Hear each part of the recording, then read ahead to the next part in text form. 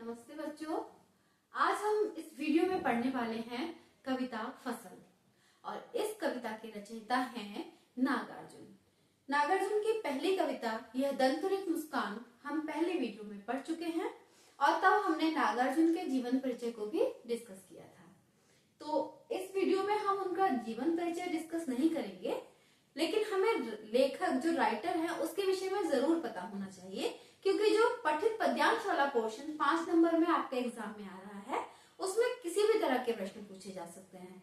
उसमें पूछा जा सकता है कि ये जो पद्यांश दिया गया है यह किस कविता से लिया गया है, या फिर इस कविता के रचयिता कौन है। तो आपको पता होना चाहिए ये जो फसल कविता है इसके रचयिता है नागार्जुन जी। तो अब हम कविता की व्याख्या स्टार्ट करते हैं।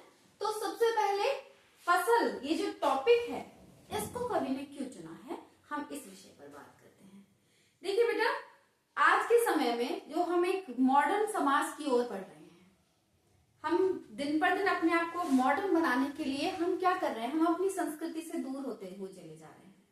आजकल अनाज को इतना ज्यादा व्यर्थ बर्बाद किया जाता है सिर्फ शो ऑफ करने के लिए, दिखावा करने के लिए। बड़ी बड़ी पार्टीज का आयोजन किया जाता है, उसमें बहुत सारा खाना बनाया जाता है और लोग उसमें इतना सारा खाना बर्बाद कर देते हैं, जबकि वह खाना कितनी मुश्किल से उस अनाज को किसान ने उगाया है, कितने परिश्रम के बाद वह अनाज उत्पन्न होता है इस पृथ्वी से। इस चीज को हम बिल्कुल इस महत्व को भूल गए हैं। इस फसल के इस महत्व को याद दिलाने के लिए कवि ने यह कविता रची है। तो अब हम अपनी व्याख्या समझते हैं। एक के नहीं, दो के नहीं, एक के नहीं, दो के नहीं, ढेर सारी नदियों के पानी का जादू। एक के नहीं, दो के नहीं, लाख लाख कोटि कोटि हाथों के स्पर्श की गरिमा। कवि फसल के विषय में बताते हुए कहते हैं कि यह फसल क्या है।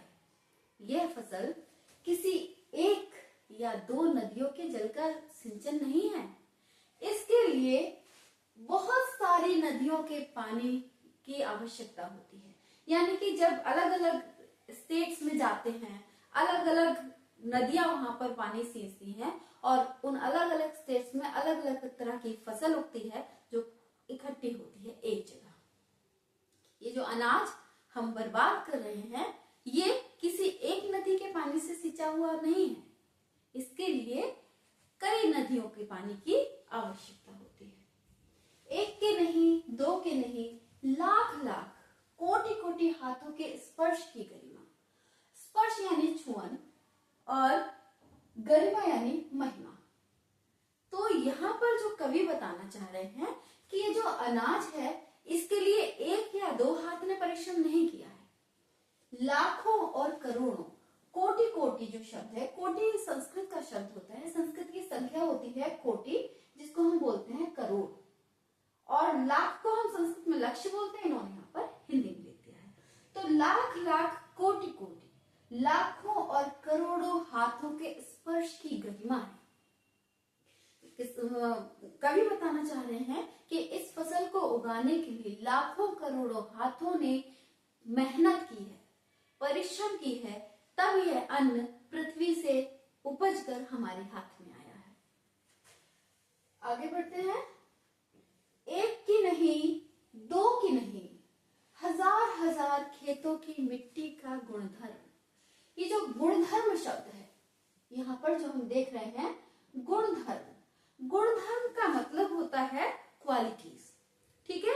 अब पृथ्वी, मिट्टी जो है, मिट्टी खनिज पदार्थों से युक्त होती है। आपने बायो में पढ़ा होगा, आपने ज्योग्राफी में भी इसको पढ़ा होगा। जो मिट्टी है उसमें बहुत सारे खनिज होते हैं।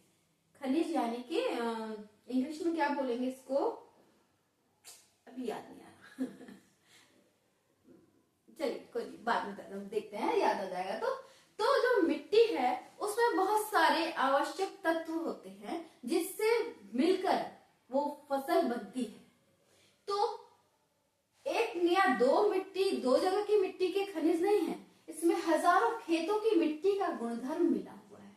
ठीक है। अलग अलग खेत की अलग अलग क्वालिटी होती है, अलग अलग उसमें खनिज होते हैं और वो खनिज उस मिट्टी में मिले हुए होते हैं जो फसल के द्वारा हम तक पहुंचते हैं।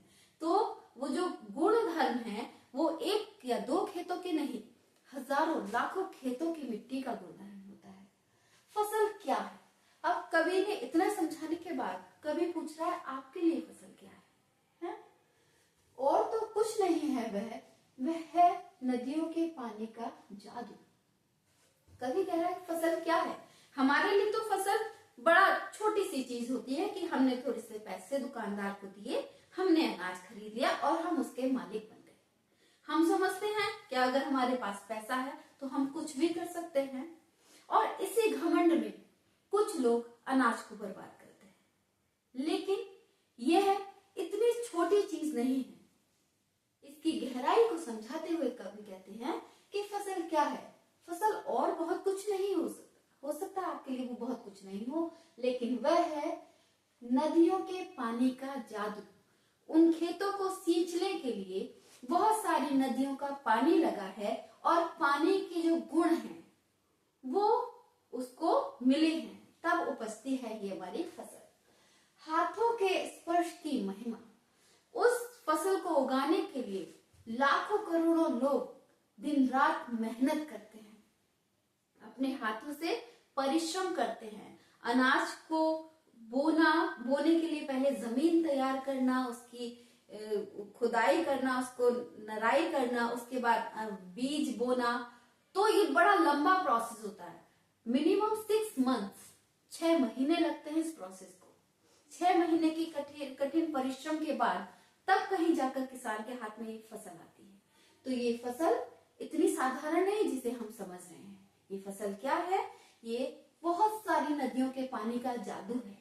ये बहुत सारे हाथों की महिमा है। इसके लिए बहुत सारे हाथों ने कठिन परिश्रम किया है। भूरी काली संदली मिट्टी का गुणधर्म है।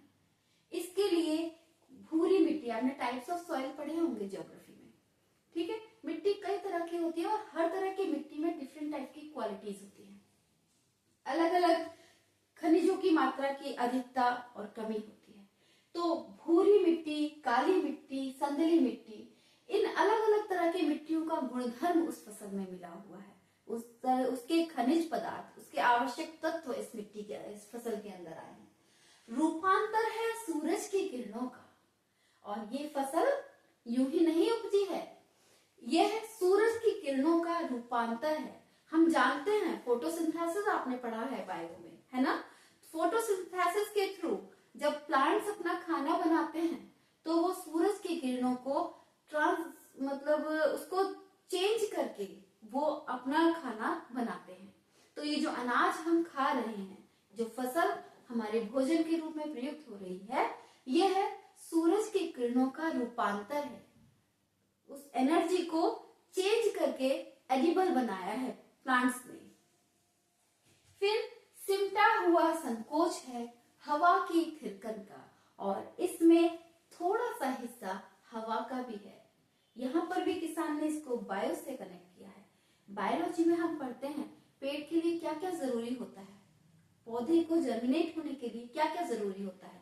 मिट्टी, सॉइल, सनलाइट, धूप और ऑक्सीजन, हवा, है ना? तो सिमटा हुआ संकोच है। कह रहा है कवि कि हवा का भी थोड़ा सा संकोच है। हवा, इसको अगर इस सेंस में ले कि जब फसल पक जाती है तो हवा बड़ा संकोच के साथ चलती है, कहीं तेज चलेगी तो फसल गिर सकती है, इस सेंस में भी ले सकते हैं। और संकोच यानी कि हवा, कह रही है कि हवा का भी थोड़ा सा इसमें योगदान रहा है इस फसल को उगाने में।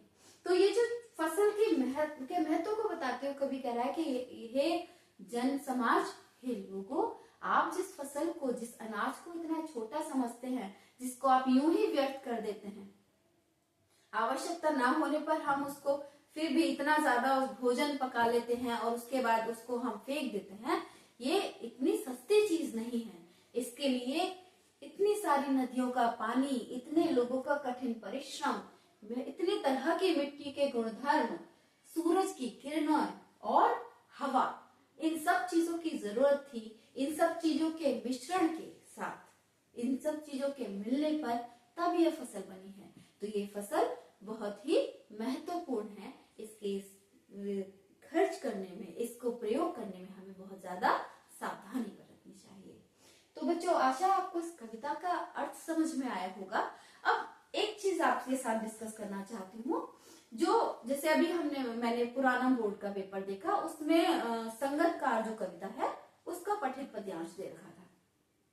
तो क्योंकि हर बार सेम तो आएगा नहीं, किसी भी कविता को उठाकर, वो आपके जो सिलेबस में है उसमें से किसी भी कविता को उठाकर वो पठित पद्यांश आपको दे सकते हैं, और पठित पद्यांश से रिलेटेड फिर वो प्रश्न पूछ सकते हैं।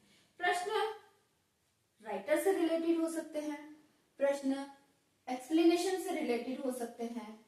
तो हर लाइन की पर्टिकुलर व्याख्या, उसका भाव, वो कहना क्या चाह रहा है, उसका शाब्दिक अर्थ क्या है, वो कहना क्या चाह रहा है, ये आपको पता होना चाहिए।